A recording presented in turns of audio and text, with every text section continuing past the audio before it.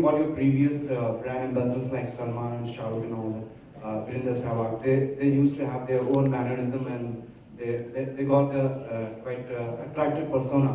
So in comparison to those brand ambassadors, what was that which prompted you to just bring up Nawazuddin Siddiqui, as he's very simple and he himself says in interviews that he's not at all good looking and all that, he doesn't have that much attractive persona and all that. तो आप कह रहे हैं मेरा तो persona इनका किसी से कम लगता नहीं है, लेकिन when you see him on screen and when you see what he's achieved, इनका persona आप किसी और से compare करें, चाहे वो कोई भी हो, आपने जिनके भी नाम लिए उनसे कहीं भी मेरे को तो 1% भी कम नहीं नजर आता भैया। इनका इम्पैक्ट देखे, इनका जो एक कमिटमेंट है जो एक सिनेमा को, और इनके जो एक पर्सनालिटी जो नजर आती है आपने स्क्रीन में देख के, मेरे को तो किसी से भी कम नहीं नजर आती। सो ये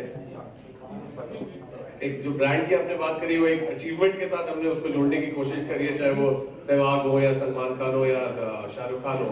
तो अचीवमेंट के मामले में आज आप नवाजुद्दीन साहब से अगर देखेंगे तो कोई भी मेरे ख्याल से सेकंड नंबर आ जाएगा।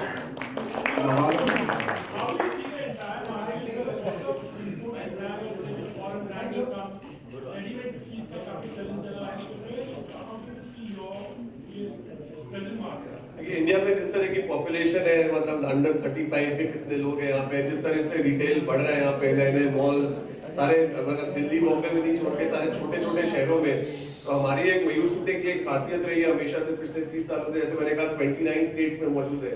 तो हर स्टेट में जब आपके एजेंट्स हो, होलसेलर हो, रिटेलर हो, तो आप इन्होंने जैसे कहा कि सामने इन्होंने अपना काम कर लिया, एडवर्टाइजमेंट बन गया है, अब कंपनी को अपना काम करना पड़ेगा कि कैसे नए नए प्रोडक्ट्स आप लाओ मार्केट में, जो यूथ के साथ उसमें जुड़ते हो, रेडी टू वेयर को आप लाओ, ताकि हमारा जो एक जो लेगेसी रही है 30 साल की, इसको कैसे हम अच्छे से इनकैश कर सके, उसके ऊपर अब अगले 1-2 साल ध्यान देने की बात है। तो आई थिंक कंपनी की तरफ से काफी हम अंदर में चेंजेस कर रहे हैं पिछले 5-6 महीनों में, नए नए कपड़े, नए टाइप की फिनिशेस और सब कुछ, उसका आपको देखने मिलेगा मेरे ख्याल से अगले 3-4 महीने एडवर्टाइजमेंट। और तब जब कंपनी का दोनों का ठीक से बैठेगा तो अगले 3-4 महीने में मेरे ख्याल से काफी इम्पैक्ट इसका देखने को मिलेगा।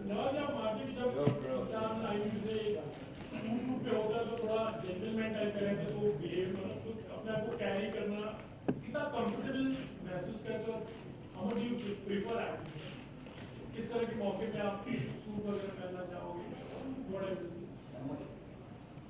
वो तो खैर डिपेंड करता है किस तरीके का मौका है उसके ऊपर, तो वो खुद ब खुद बॉडी लैंग्वेज चेंज हो जाती है ना। तो जैसे हम लोग फेस्टिवल्स में जाते हैं बाहर, कान फेस्टिवल या कुछ फेस्टिवल्स होते हैं, तो ऑटोमेटिकली बॉडी लैंग्वेज एक चेंज हो ही जाती है।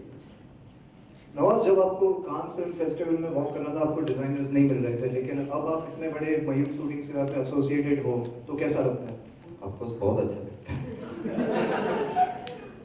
अरे डिजाइनर्स नहीं मिले थे, लेकिन आप अभी एसोसिएटेड हो इतने बड़े। बहुत अच्छा लगता है कि एक वक्त था जब वो कान फेस्टिवल के लिए मैं डिजाइनर्स के पास खुद जा रहा था। तो मैंने जैसे बताया कि एक चेंज होता है, एक चेंज आता है। तो मैं जिस सिनेमा में भी जो चेंज हो रहा है वो हमारे जैसे भी मतलब स्टार बनने लगे, हमारे जैसे लोग उनकी फिल्में देखने आते हैं। और ये मॉडेस्टी में नहीं बोल रहा, क्योंकि बहुत बड़ी पॉपुलेशन है, बहुत बड़ी जनरेशन है जो फिल्म देखने के लिए आती है। तो ये चेंज देख के खुशी होती है ऑफकोर्स। अब हम कह सकते सब डिजाइनर्स आपके पास आ रहे हैं। मैंने बताया ना, मुझे तो बहुत खुशी होती है।